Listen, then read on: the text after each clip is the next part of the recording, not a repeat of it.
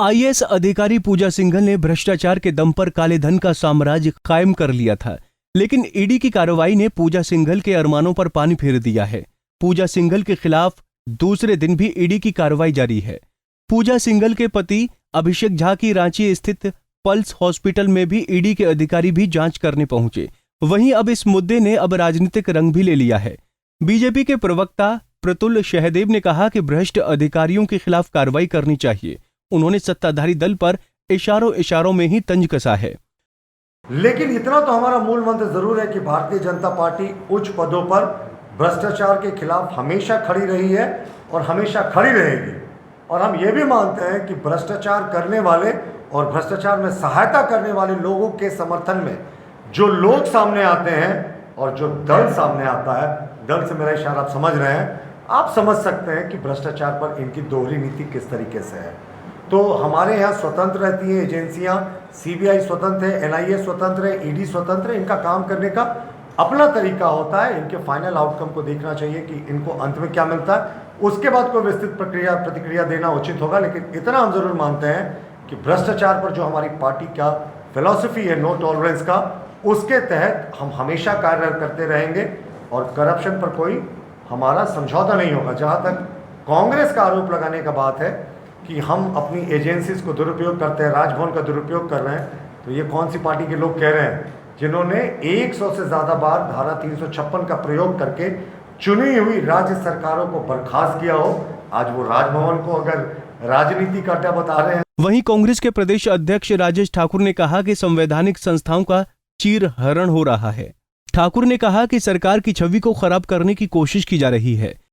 तो हम समझते हैं कि एक तरीके से जो प्रयास चल रहा है पिछले दिनों से, लगातार जिस तरह की खबरें आती है, कभी सीआई की, कभी ईडी की, कभी इनकम टैक्स की, बहुत तरह से कहीं ना कहीं राज्य को एक आतंक के साए में जीने पर मजबूर कर दिया गया है और ये ठीक नहीं है। आप कार्रवाई करें, कार्रवाई से कोई मनाही नहीं है, भ्रष्टाचार से कोई समझौता नहीं है। हमने सरकार बनाने के लिए समझौता किया है, भ्रष्टाचार का समझौता नहीं हुआ है।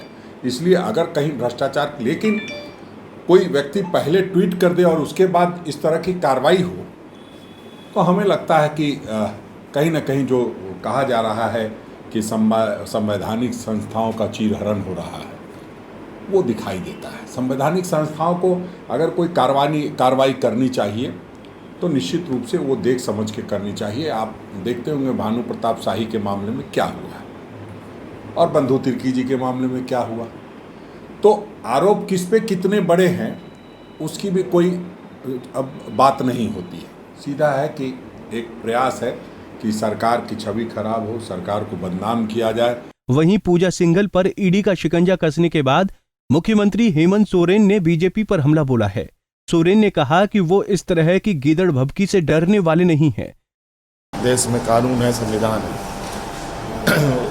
उससे बाहर कोई नहीं जा सकता और इसके विरुद्ध में जो जाता है परिणाम भी भुगतता है। आज जो ईडी की कार्रवाई हुई है बड़ी आईएएस, देखिए ये सब गीदड़ भभकी है, ये हम लोग अपवाद नहीं है। आज के दिन में जो राजनीतिक परिभाषा भारतीय जनता पार्टी करने का प्रयास कर रही है,